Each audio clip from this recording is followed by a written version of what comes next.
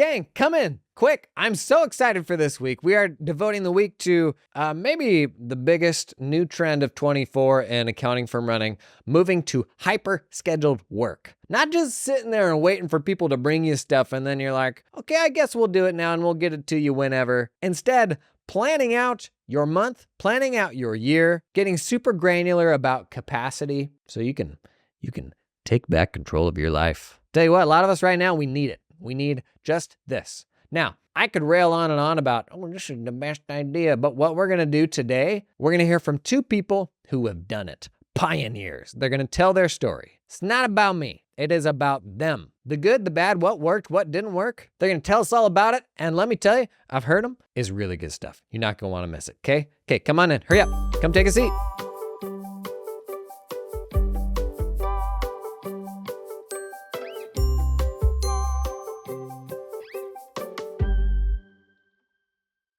Okay, first up, Jacob Oberlander. He is the very first person that ever turned me on to this whole notion of like scheduling your year. We talked about it in my accountant community, like maybe 3 years ago or something like that. And funny how this stuff works. He turned me on to it. I got super excited about it. I talked about it. And we're going to hear from a number of other folks who heard about it from me. And they're like, stole this idea from Jason. I'm like, that's what you think. Stole this idea from Jacob, who probably stole the idea from somebody else, frankly. I'm going to let Jacob take it away. He's going to tell you all about how they run their firm now on no overtime while still being a wildly profitable firm, and how he's like, it sounds like living the dream.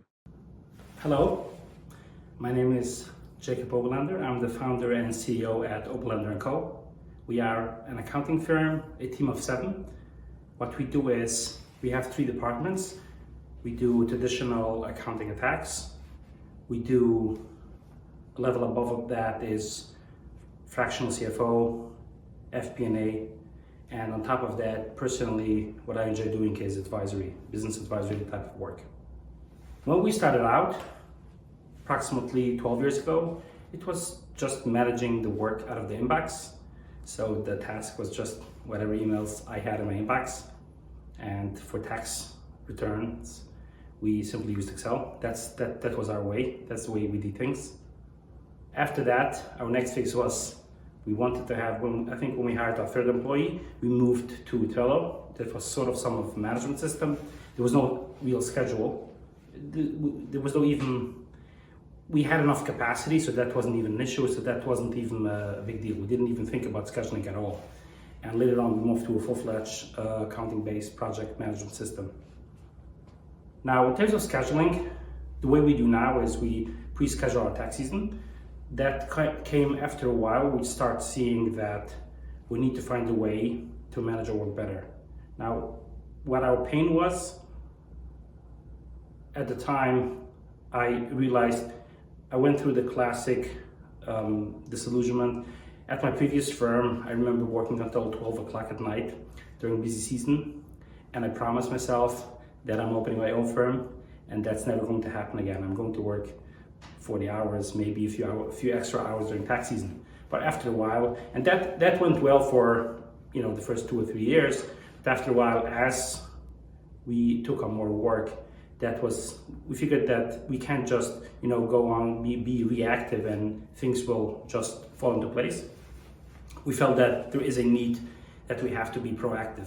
So we came up with a system of scheduling in terms of tax service, in terms of when we will work on the clients. I am not sure how we got to that idea. I don't remember. I probably read it or heard it from someone. But the way we work in terms of tax work is that we schedule everyone the month when we will work on the client. So we give the leeway to our team to choose when they will work on a particular client. They have the option, but what I will do is I will review the list with them at the beginning of tax season, and they will notify the client. Meaning, let's say if the work for this client is scheduled to be worked on in May, they will get an email in April just telling them we scheduled to work for May. This is when we're going to work on your tax return. In terms of overall scheduling, what we do with clients is we teach them that everything is scheduled. When they have a meeting, the way I work, I only work with the calendar. I started out with Calendly. Later on, I moved on to, once I saw that it's actually working, I went on to a different system that's integrated into our CRM, and we saw a tremendous amount of adoption by our team members and by clients. The problem that made me realize that I really have to focus on scheduling was when I found myself working 60 hours a week. I remember having headaches, it was so busy I couldn't even afford the time to go to the doctor. And I pushed it off. I went to check out myself, but there was nothing serious, nothing wrong with me. But I just realized that I can't just do the same. I read the book. The book that I read at that time was Free to Focus, and it gave me a whole different perspective, how to manage your work and your life, and I restructured my whole day. And it's more of a lot of things that we introduced, which is batching, what we work in the morning, what we work in the afternoon. Even with our team members, they complained that I don't give them enough time. Since we introduced scheduling, I have more time to work with my team. They will also go through the same process. When one of my team members, when they want to review a tax return with me, they will batch a few open questions and they will book time on my calendar. They have internal calendar, so they will have more access to me than external clients, but still, they will still go through the same process as well. In terms of communicating this with the clients, with newer clients, it's easy. We give them actually a cadence. We will tell them is when they sign up, we will tell them that normally we divide our engagement between proactive and reactive. So they know they're getting reactive conversations in November, December. That's when we will reach out to them to do the pre-tax season planning. And then the given month when we will work on tax return, those are proactive that we do with every client. We have some clients that we do quarterly, so they know that this is the time of engagement, this is the time that we will reach out to them. And then in the engagement, they know reactively, they can reach out to us whenever they want, if they need any help. So what I learned is being proactive and setting clear expectations. That's the key word that I would say, setting clear expectations. Clients know that that's the way we work, we schedule. There's no 911, there's no emergencies, that's the way we work. It works because we are super responsive throughout the day. We are in the office 9 to 6, that's our hours. They understand that we are super responsive throughout the day, but after 6 o'clock, that's, or 5 o'clock, depending on each team member, that's, nothing happens after that, even myself. Typically, I wouldn't even pick up a phone call after that if it's business related. In the past, I wasn't so strict about client texting me, sending me WhatsApp messages. We completely stopped that. The way we were able to stop that is that we were guilty of sometimes, if it was difficult to reach a client, we felt it's easier to send them a message on text. We stopped doing that, so the clients know that text is not our way of communicating. If a client will send me a question on WhatsApp, I would reply with my calendar link. That's the way I would reply. If the phone at my desk doesn't ring, it's turned off. If you want to work with me, it will always be on my calendar. But typically, really, the way we set up is that everyone we did assign everyone to a direct contact. So they will always work with their direct contact. The way we were able to shift the work from me to my team was whenever a client would call me and I would take the call, I would always tell them that so-and-so is your direct contact, let me get them on the line. So they know that I will never discuss a tax situation, an accounting situation, whatever it is, without having that person on the line. So they learn that that person has to be available. Now they will call their direct contact, and if need be, they will conference me in the line. If I'm available, then I'll be the third person, or my team member will tell them, you know what, that's a good question. Let me discuss it with Jacob and I'll get back to you. Today, our system works like a breeze. Honestly, I don't even get how people are struggling with this. I think it's hard at the beginning, but now it's just second nature. We don't do overtime, never ever. 40 hours is pretty standard, even throughout the busiest time of the year. Our deadline is always the day before. We always finish extensions April 14. Our last tax return, we try to submit them by September 14. So we're always super on top, and the clients know that. And honestly, by now, many of the clients that come to us are people who are sort of messed up, but they're willing to help themselves. If a person is, just a chronic procrastinator, we can't help them. But most people in the middle, they're willing to work on themselves. They're willing to get help. then we can help them. How do we deal with clients who fail to respect those deadlines? Usually we're not super stringent on that. We're not so strict about it. We will most of the time let it slide. But as I said, if it's a person that we over time we realize that they will just miss deadlines, we will either outright let them go or price them out. We're really on top of pruning clients every year. I think that's part of the conversation. When we review the client list, and that part of the rating, the way we rate our clients is how responsive they are, and the bottom, the people in the bottom, we may let them go or, as I said, price them out. Man, how just inspiring is that? I will say, Jacob's been doing this so long that he makes it sound trivially easy, and you can tell that at this point he kind of doesn't know anything else, right? He's like, and honestly, why would you do it any other way? This episode is sponsored in part by Firm 360. You ever been big boyed by a software vendor? Like you're like, hey, I really need this thing, or this thing's totally broken and I need help. And they're like, let me shuffle you over to here, or let me get back to you on that. And it eventually becomes very clear that they have either no interest in helping you or disagree entirely with everything that you're saying and are not gonna do a thing about it. This becomes more of a problem in my experience the bigger a company gets. The old not my problem sort of thing, man, does that get frustrating. Especially when it comes to your practice management system that is the core of your accounting firm. To feel like I've invested all of this stuff and we've dumped all of our company data into this tool to now just get the shaft like that. There is nothing worse than getting burned by your PM provider. And man, it happens. You see the people who have had bad PM experiences. Firm 360, I know a good number of folks in the wild that use Firm 360, and it's admittedly really hard to cut through the noise on practice management systems to know oh, what's good with this, what's good with that. The one thing you consistently hear about Firm 360, phenomenal support. Even in their G2 Capterra reviews, in the past I've read some of those for ad reads, and the common thread that you see is a next level support. So if you are overwhelmed with PM options, frankly, 5 years ago there were very few cloud PMs that were worth using. Today there are so many more.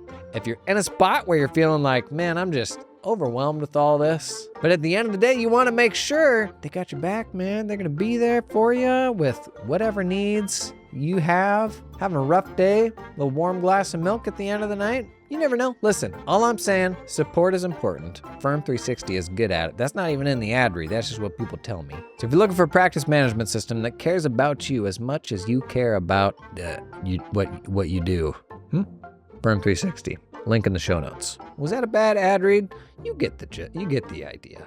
This episode is brought to you in part by TeamUp, helping you recruit top Filipino accountants without any ongoing monthly fees. The difference between TeamUp and all the other offshoring options is that TeamUp helps you hire staff directly. No middleman. You work directly with your new hire in the Philippines. Hire the person, not the company. Guys, gals, gang, here's just a few reasons to hire directly. You have access to higher level talent. Makes sense. You have complete control over team culture and training. They keep 100% of what you pay them, and it's a lot more affordable for you, so you can retain your team for the long term. TeamUp can source accountants with experience working at US or Australian firms, familiar with tools like Xero, Cubio, and Dex. Also recruit specialist roles, team leaders, tax specialists, administrative assistants. Thought experiment. What if you had an executive assistant for the first time this tax season?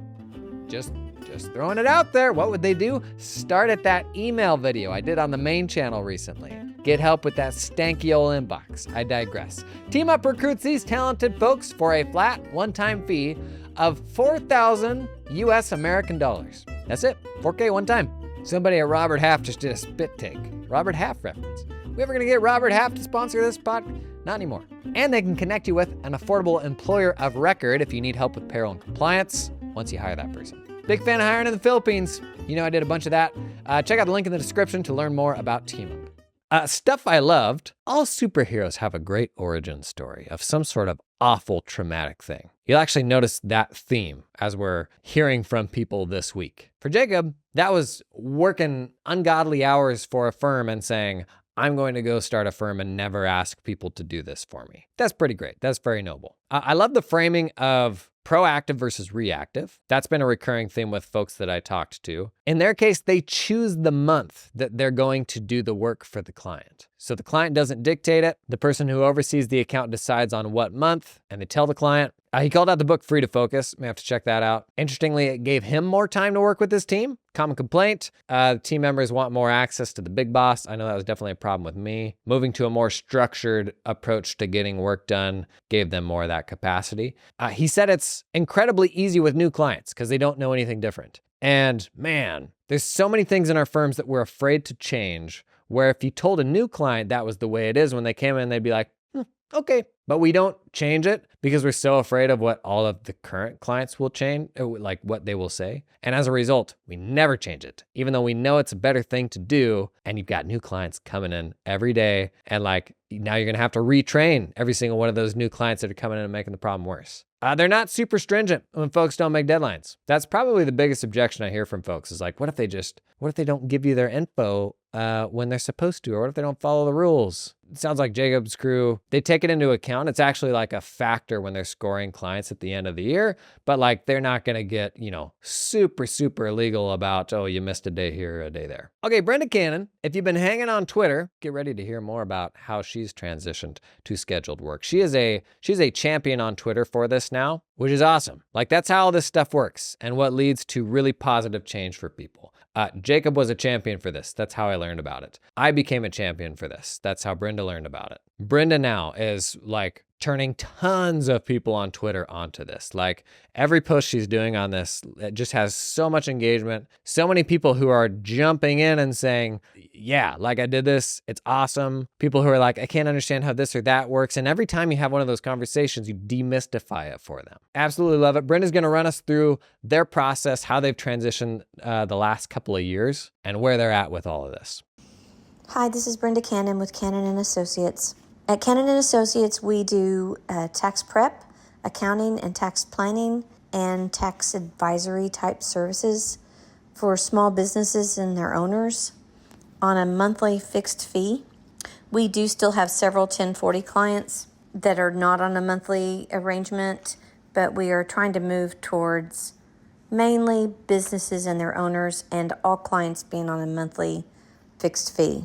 At our office, we have 2 full-time CPAs, 1 part-time CPA, 1 full-time accountant, and 2 full-time admin. When I am not working, I love to garden and do all things creative.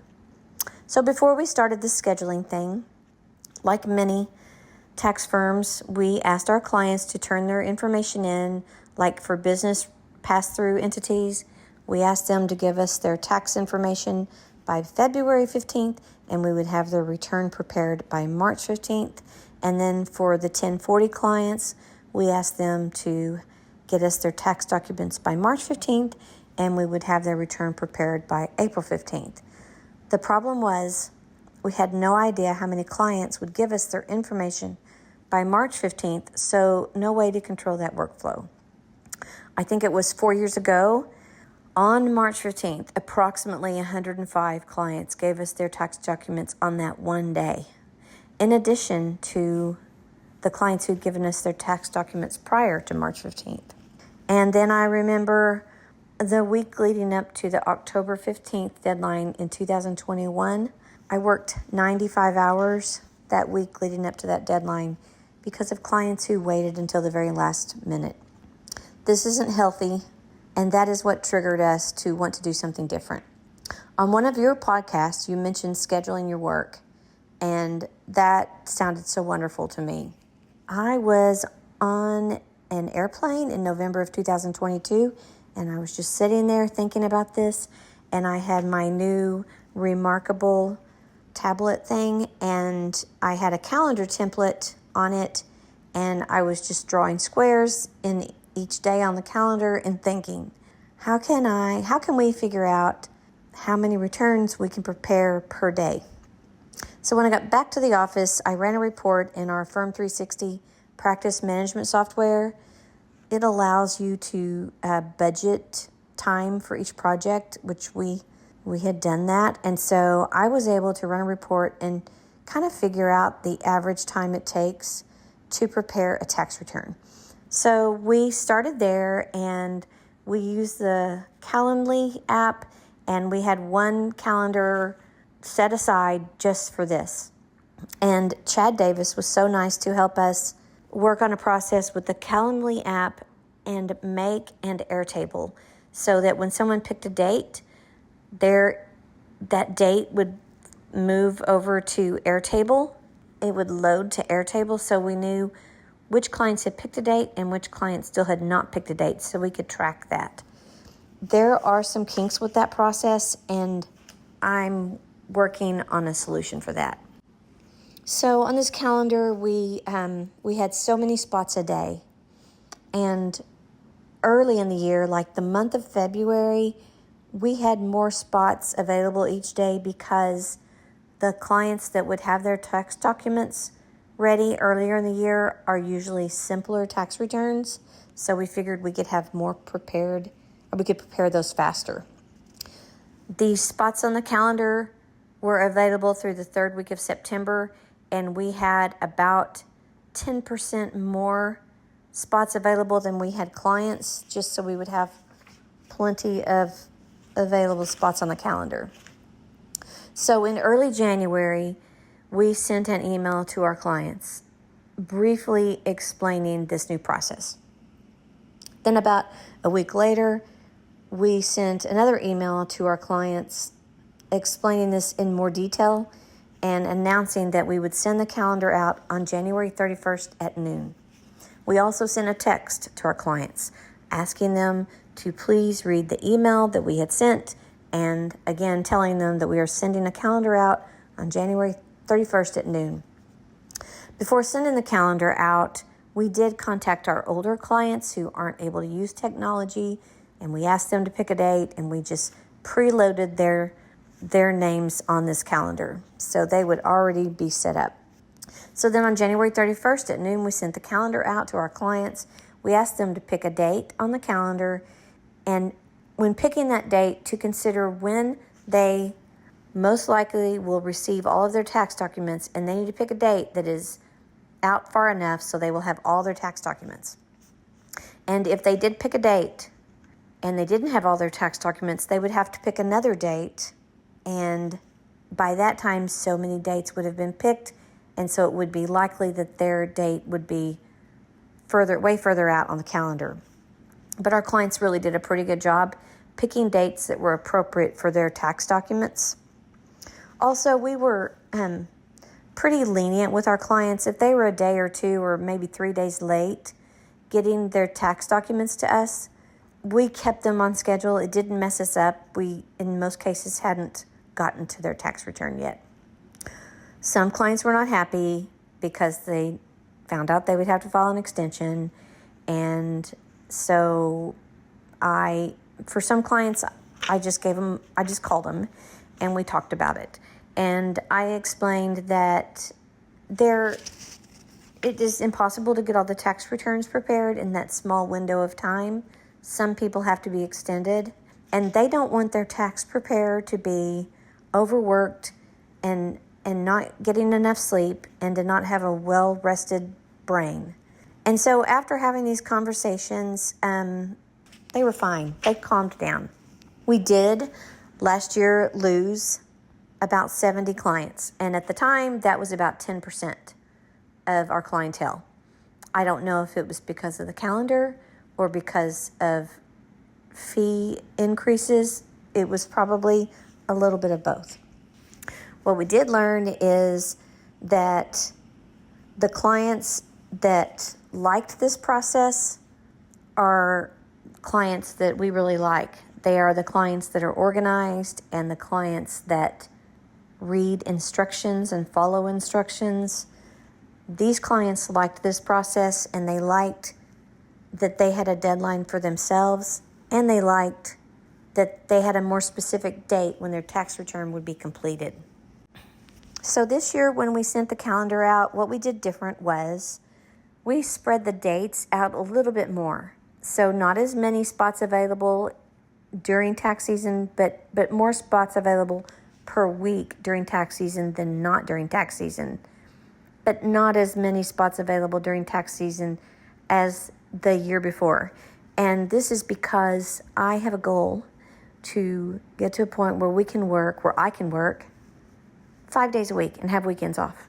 Also, this year our calendar ends the third week of August. So we have plenty of time to meet the September 15th deadline and the October 15th deadline.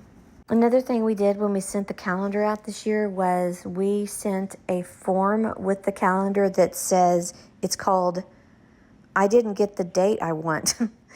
And so clients who didn't like their date could fill out this form. And if we were running ahead of schedule, then we could move some people up on the calendar, and we were able to do that for some clients. Some clients that would have been extended, we were actually able to get their return prepared before April 15th.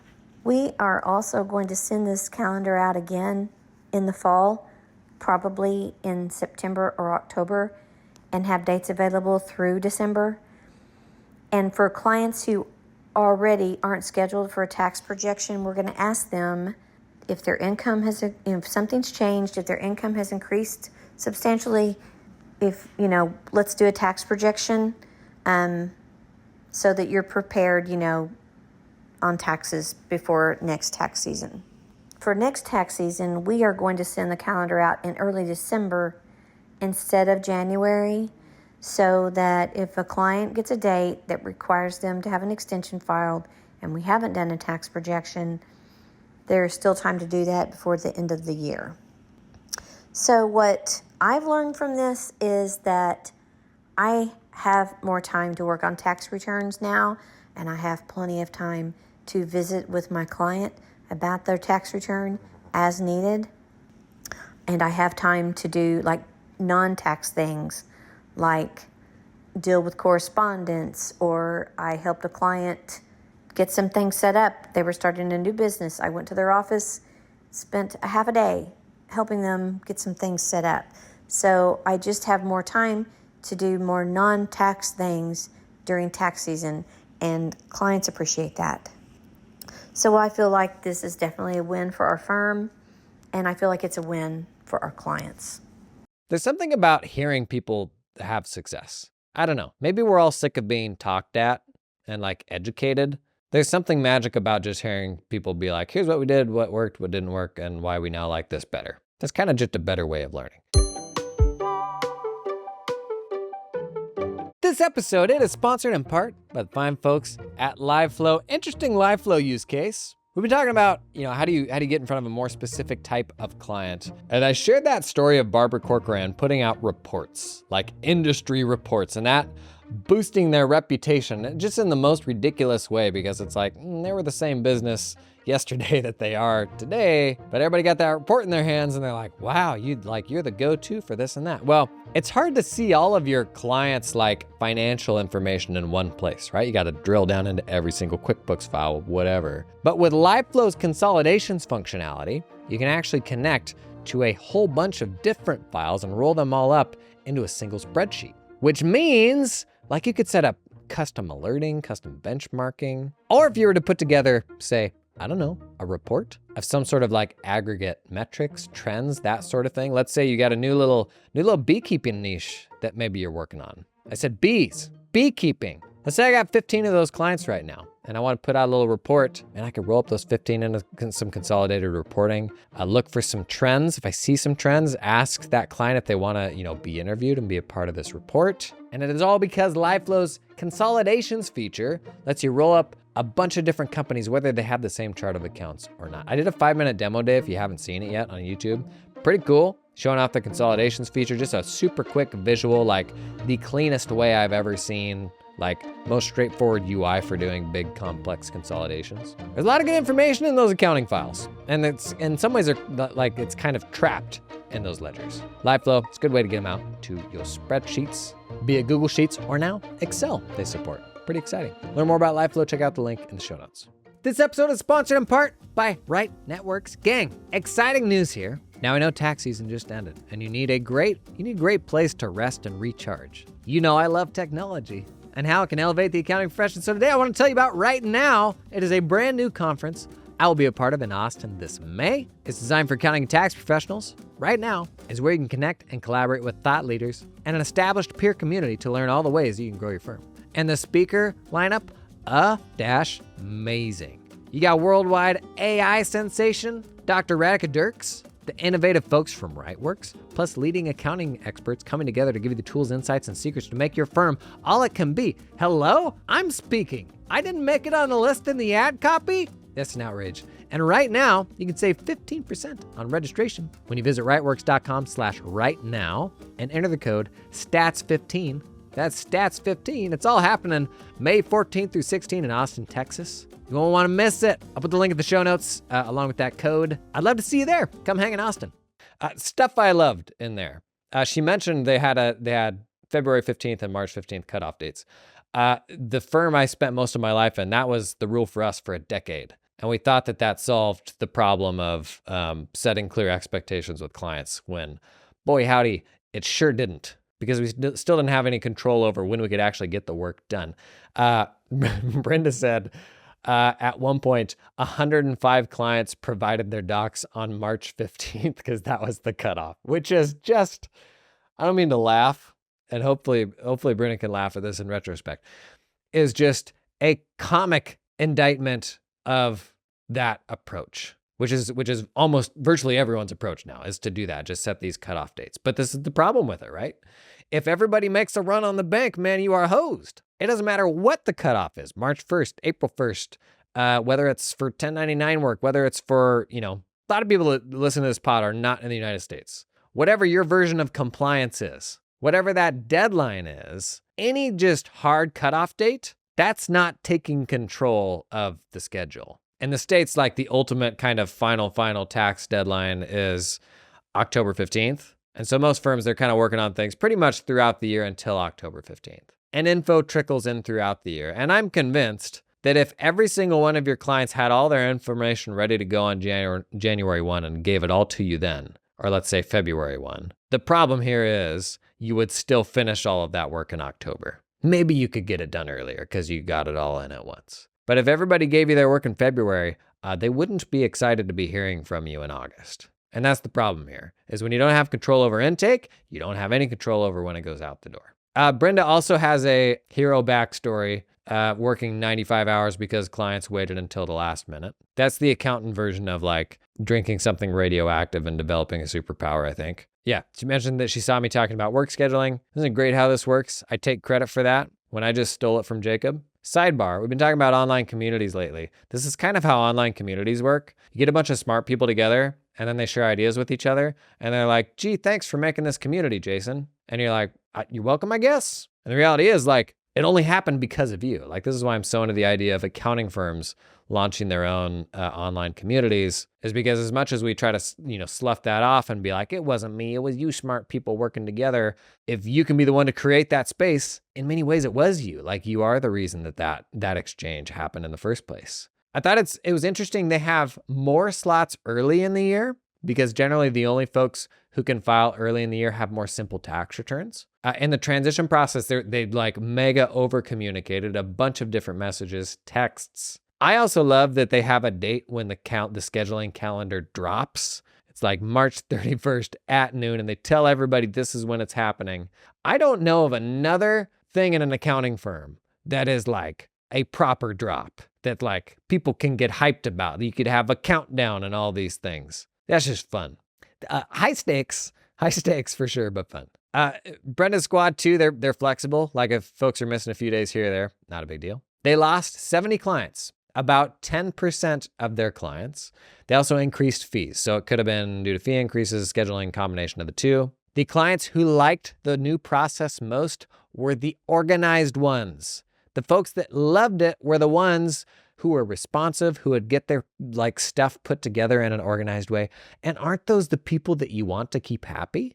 If the people who object are not the organized ones, almost seems like a good filtering mechanism, right? The second year they had a form, I didn't get the date I wanted form. That's interesting, where folks could like say like, I'm filing later than I want to, or something like that. And then if a slot opened up, they would try to pull them into that. That's probably a good way to help people to feel heard if they're frustrated about the date that they ended up with. And then this is really smart for tax firms. Next year, they're looking at sending out the calendar in December instead of January, so that folks who get a post-extension date, they can ensure they do year-end planning for it to calculate a extension estimate before the end of the calendar year. So rather than the scheduling calendar going out in January, pulling that up to December. And then for the folks who got dates after 4/15, they're going to make sure that they run an extension estimate for those clients before they get into the heat of busy season. That is super smart. I absolutely love this. I thought it was so valuable to hear people's stories. We're doing the same thing tomorrow. We've got 2 more people who have done this, who are going to share their stories with a little bit different perspectives, which is great. Like, we want to kind of enrich our understanding of this so that we can pull together a version of it that makes sense for us, having leaned into the experience of other people who have done it. We're doing this again tomorrow, some really cool stories. And then Wednesday, day after tomorrow, we're going to run through all the different versions of this that I've seen. How could you set up this scheduling thing just from scratch? What are all the different ways you could do it? And then Thursday, and this is maybe the biggest thing, we're going to talk about how do you transition? Because it's one thing to have a super cool, rad, killer system. It's another thing to get the transition right. You don't want to take a bunch of people off. And in reality, it is the transition that keeps people from doing this to begin with, right? You're afraid of the response from clients. Even if you think it's a good idea, the thing that keeps you up at night is that transition. So we're going to dedicate Thursday to that. Friday is going to be a Q&A of like all the little niggly things about like the process where it's like, yeah, but what if you bump into this? What if you bump into that? I've already collected a bunch of those questions from conversations on Twitter that usually Brenda is starting. If you have questions, please pop them in the comments. Even questions for the folks that you've heard from today, drop them in there. We're going to do a massive question roundup at the end of the week that's probably just getting more into the nitty gritty. And last, can we say a huge thank you to Jacob and Brenda for doing this? This is just such a great illustration of the value of sharing your journey, of putting stuff out there, of not being competitive. The only reason maybe that this week is even happening was because I originally discussed this with Jacob and I was like, dang, that's really smart. I became the mouthpiece for that. Now Brenda's going out and hyping this stuff up, and like we're all like, I think we have kind of a duty to pay that forward when our business is built on stealing great ideas from other people, right? So a huge thank you to Jacob and Brenda. Got 2 more wicked smart people that we're going to hear from tomorrow to get an even more kind of complete mental model of like, okay, what are all the things that I need to be thinking about? Can't wait for that, and I'll see you there.